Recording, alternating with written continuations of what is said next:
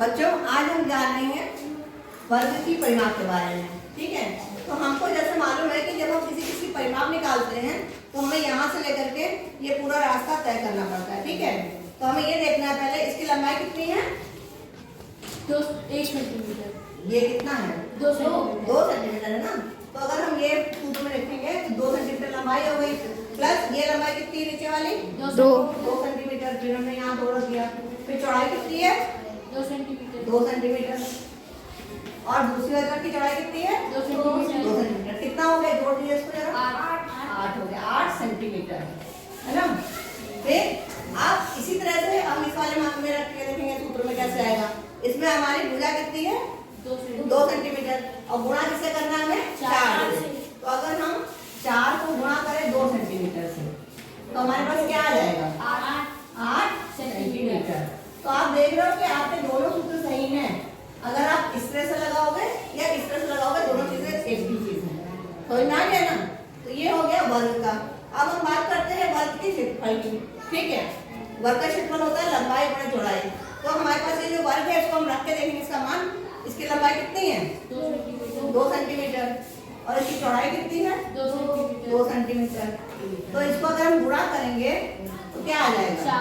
4 क्या आ जाएगा? 4 सेंटीमीटर नहीं आएगा। जब हम गुणा करेंगे तो आएगा 4 वर्ग सेंटीमीटर, क्योंकि सेंटीमीटर का भी सेंटीमीटर में गुणा होगा तो उसको वर्ग बोलेंगे। ठीक है, ये हो जाएगा 4 वर्ग सेंटीमीटर। क्योंकि यहाँ पर भी हमारे पास, सॉरी हमने लिखा नहीं, 2 सेंटीमीटर गुणा 2 सेंटीमीटर। जब हम गुणा कर रहे हैं ना यहाँ पर, ये सेंटीमीटर सेंटीमीटर भी गुणा होगा तो इसको हम जब 2 बार गुणा करते हैं तो वर्ग लिखते हैं। बस समझ में आई। और जब हमने 2 का पढ़ा 2 बार पढ़ा तो 4 आ ही गया। तो इसको हम जब लिखेंगे तो क्या लिखेंगे? 4 वर्ग सेंटीमीटर। समझ में आ गई बात। जब हम जोड़ते हैं तब हम जो है नहीं सेंटीमीटर लिखते हैं। और जब यहाँ पर देखो हमने गुणा किया है, लेकिन हमने गुणा 2 सेंटीमीटर को 4 से किया है, तो सेंटीमीटर तो एक ही बार आया है ना, इसलिए यहाँ पर सेंटीमीटर वर्ग नहीं लगेगा। इस चीज का ध्यान रखना है।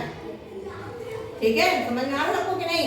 जब सेंटीमीटर और सेंटीमीटर गुणा होगा तभी वर्ग लगेगा। यहाँ पर 4 से गुणा करा, सेंटीमीटर नहीं है ना। 4 तो संख्या है और भुजा है सेंटीमीटर, तो भुजा एक ही बार आएगी तो ये सेंटीमीटर हो जाएगा। यहाँ पर जो कि हमने सेंटीमीटर सेंटीमीटर 2 सेंटीमीटर गुणा 2 सेंटीमीटर करा है, इसलिए यहाँ वर्ग सेंटीमीटर आ रहा है। इतना क्लियर हो गया। अब बात करते हैं आयत की। जैसे आयत हमारे पास है, इसका अगर हम परिमाप निकालेंगे आयत का, तो बताइए लंबाई कितनी इसकी? 3 है लंबाई। तो हम यहाँ मान रखेंगे 3 लंबाई हो गई, प्लस चौड़ाई कितनी है?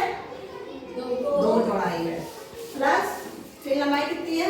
3 और चौड़ाई कितनी है? 2 कितना हो जाएगा? 10 क्या?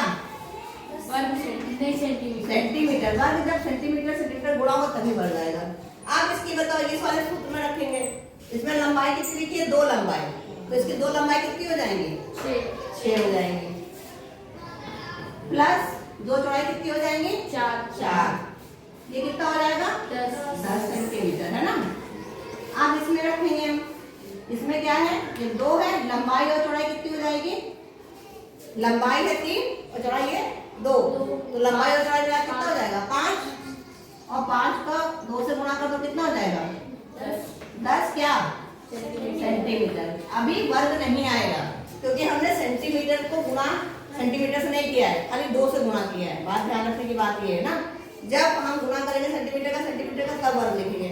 आप इसका देखें, हम लोग क्षेत्रफल निकालेंगे। अब लंबाई कितनी है? 3 है। 3 क्या?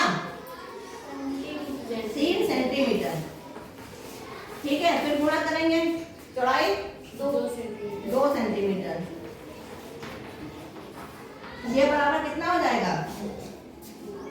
बताइए। 6 वर्ग सेंटीमीटर। गुड, 6 वर्ग सेंटीमीटर। क्योंकि हमने सेंटीमीटर और सेंटीमीटर का गुणा किया है, इसलिए दोनों जगह सेंटीमीटर है, इसलिए 6 वर्ग सेंटीमीटर आएगा। ये चीज ध्यान दिया आपने? क्लियर है सबको? सबको समझ में आ गया? Okay, thank you.